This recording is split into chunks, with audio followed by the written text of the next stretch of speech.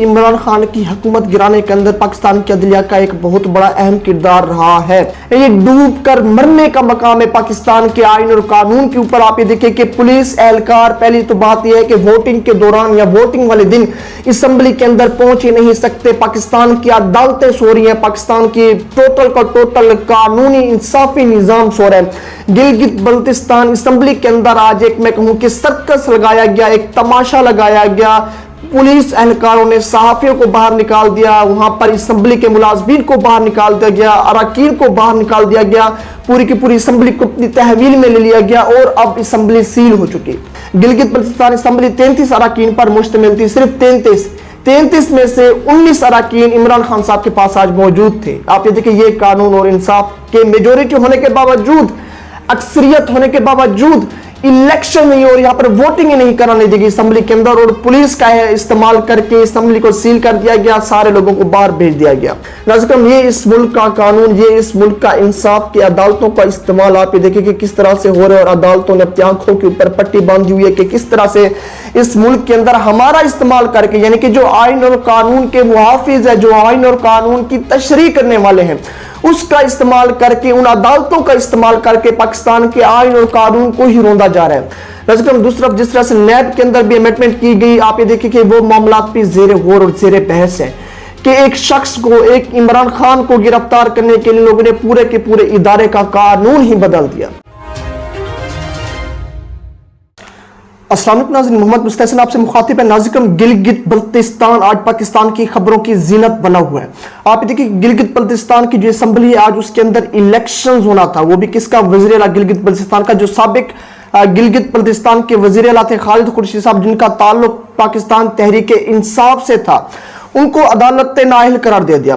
اچھا، آپ کی میں تھوڑی سی یہاں پر وقت لیتا ہوں، آپ کو یہ سمجھاتا ہوں کہ عمران خان کی حکومت گرانے کے اندر پاکستان کی عدلیہ کا ایک بہت بڑا اہم کردار رہا ہے۔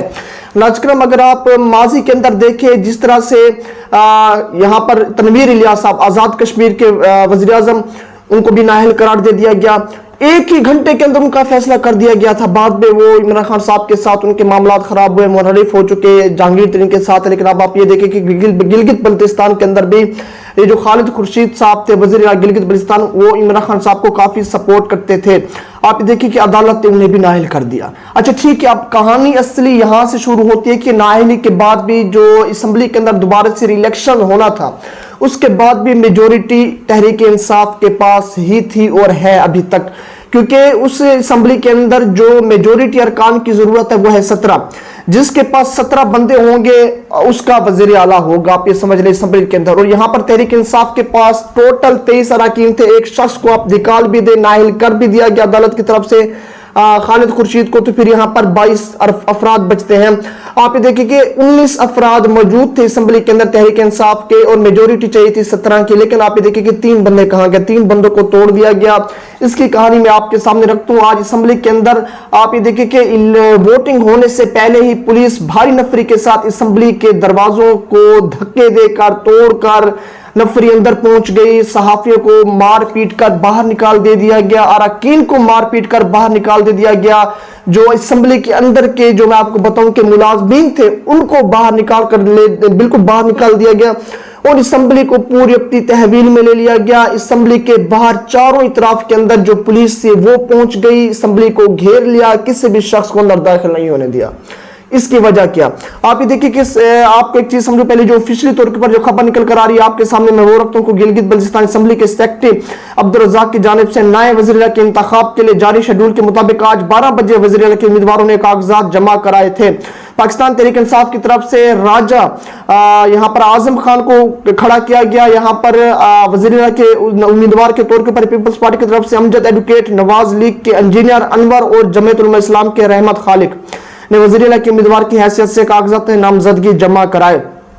کاغذات نامزدگی جمع ہونے ہی تھے، اس کے بعد آپ یہ دیکھیں کہ پولیس اہلکار اسمبلی کے اندر بھاری نفری کے ساتھ پہنچ گئے، چاروں طرف سے اسمبلی کی عمارت کو گھیر بھی لیا۔ اب یہ آفیشلی سٹیٹمنٹ آپ کو پڑھ کر دکھا رہا ہوں۔ ये डूब कर मरने का मकाम है पाकिस्तान के आईन और कानून के ऊपर। आप ये देखिए कि पुलिस एहलकार, पहली तो बात यह है कि वोटिंग के दौरान या वोटिंग वाले दिन असेंबली के अंदर पहुंच ही नहीं सकते। पाकिस्तान की अदालतें सो रही हैं, पाकिस्तान की टोटल का टोटल कानूनी इंसाफी निजाम सो रहा है।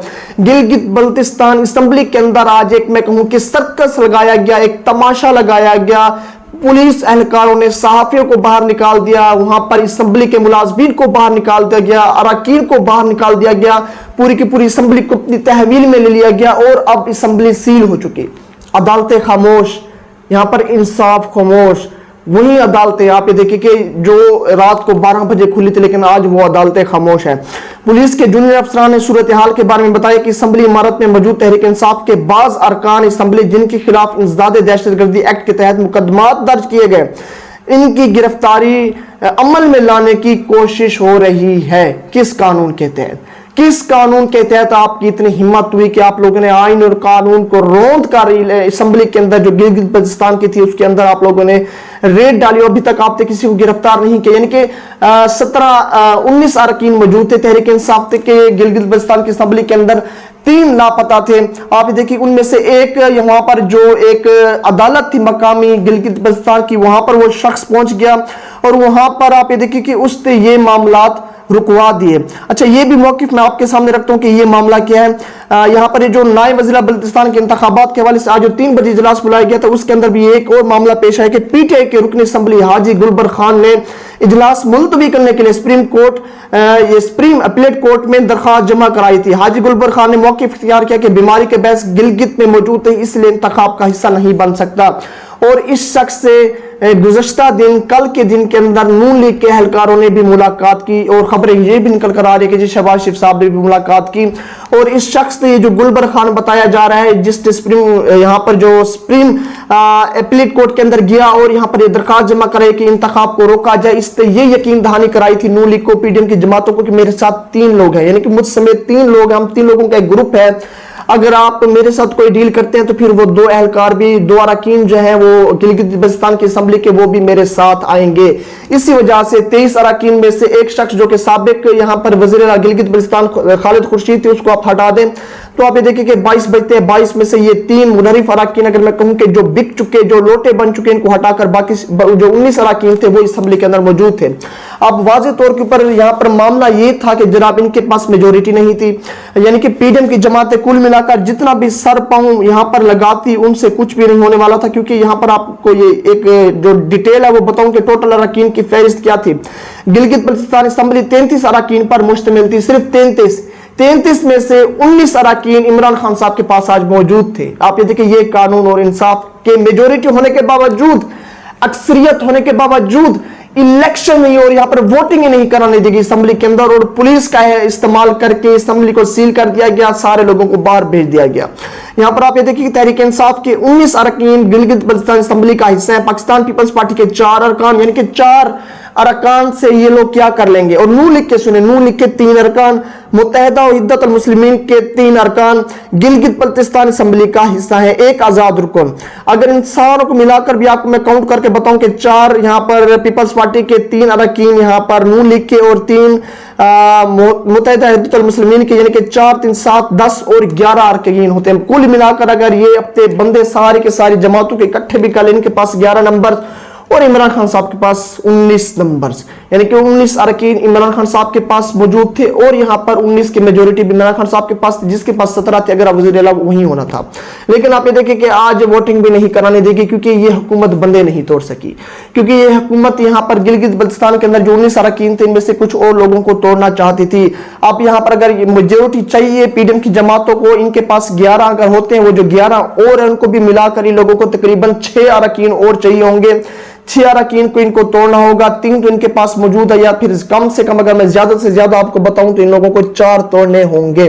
नाज़िम, ये इस मुल्क का कानून, ये इस मुल्क का इंसाफ की अदालतों का इस्तेमाल आप ये देखिए कि किस तरह से हो रहा है, और अदालतों ने अपनी आंखों के ऊपर पट्टी बांधी हुई है कि किस तरह से इस मुल्क के अंदर हमारा इस्तेमाल करके, यानी कि जो आइन और कानून के मुहाफिज है, जो आइन और कानून की तशरीह करने वाले हैं, उसका इस्तेमाल करके, उन अदालतों का इस्तेमाल करके पाकिस्तान के आइन और कानून को ही रोंदा जा रहा है। मैं बड़े अहम अल्फाज यहां पर बयान करूं, मेरे अल्फाजों की गहराई के ऊपर जाएं कि ये देखिए मैं ऐसी ही बात नहीं करना। आप यहां पर लोग ये कहेंगे कि इस शख्स ने, इस व्लॉगर ने यहां पर अदालतों के ऊपर सवालात उठा दी। मैंने कोई सवालात नहीं उठाया। आप ये देखिए कि आइन और कानून के मुहाफिज ये अदालतें हैं। इन अदालतों को नहीं दिखाई दे रहा कि ये फाशिस्ट हुकूमत, ये फाशिस्ट सियासत, रियासत हमारा इस्तेमाल करके आइन और कानून को पामाल कर रही है। दूसरी तरफ जिस तरह से नैब के अंदर भी अमेंडमेंट की गई, आप ये देखिए कि वो मामला भी जेर गौर और जेर बहस है कि एक शख्स को, एक इमरान खान को गिरफ्तार करने के लिए लोगों ने पूरे के पूरे इदारे का कानून ही बदल दिया। आप ये देखिए कि फायदा किसका उठाया गया। सदर आरिफ अलवी साहब हज के लिए बाहर तशरीफ ले गए और सदर आरिफ अलवी साहब मौजूद थे इस मुल्क के अंदर, वापस आ चुके थे, लेकिन कायम मकाम सदर जो सेनेट के चेयरमैन, उन्होंने बिल्कुल मौके का फायदा उठाते हुए नैब के अंदर, नैब के कानून के अंदर तरमीम कर दी, जिसके अंदर 14 दिन वाला रिमांड 30 दिन के ऊपर चला गया। और अगर नैब को किसी के ऊपर शक व शुबहत हुआ और ये देखा कि कोई शख्स या कोई मुलजिम उनके साथ कंप्रोमाइज नहीं कर रहा, तो वो खुद उसे गिरफ्तार कर सकती है और किसी वकील को रखकर उससे मशवरा भी कर सकती है। यानी कि टोटल एक इदारे के कानून को तब्दील कर दिया गया सिर्फ इमरान खान को गिरफ्तार करने के लिए।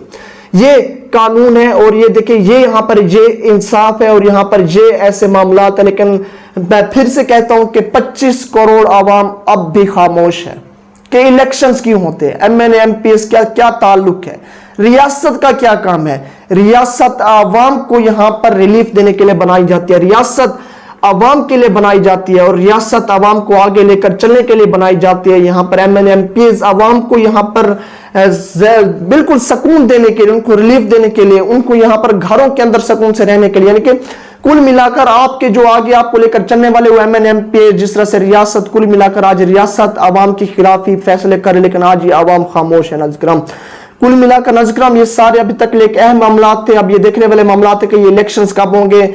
यहाँ पर एनालिसिस में छोटा सी ये आपको कर बताऊं कि मेरी नजर के अंदर इलेक्शन तब होंगे जब 19 अरकान जो कि तहरीक इंसाफ के पास मौजूद है गिलगित बल्तिस्तान के अंदर, जब तक वो तोड़ नहीं लिए जाते तब तक ये इलेक्शन नहीं कराने वाले, तब तक ये वोटिंग नहीं कराने वाले। जो नया शेड्यूल जारी करने का कहा गया, जो सुप्रीम यहाँ पर जो एक अदालत थी मकामी वहां की, उसके जरिए से कहा गया, लेकिन अब ये देखने वाले मामला थे, तब तक ये वोटिंग नहीं होगी जब तक तहरीक इंसाफ के अरकान को 17 से कम नहीं कर दिया जाता। मुझे कमेंट्स के अंदर जरूर आगाह करें। तब तक के लिए जी शुक्रिया।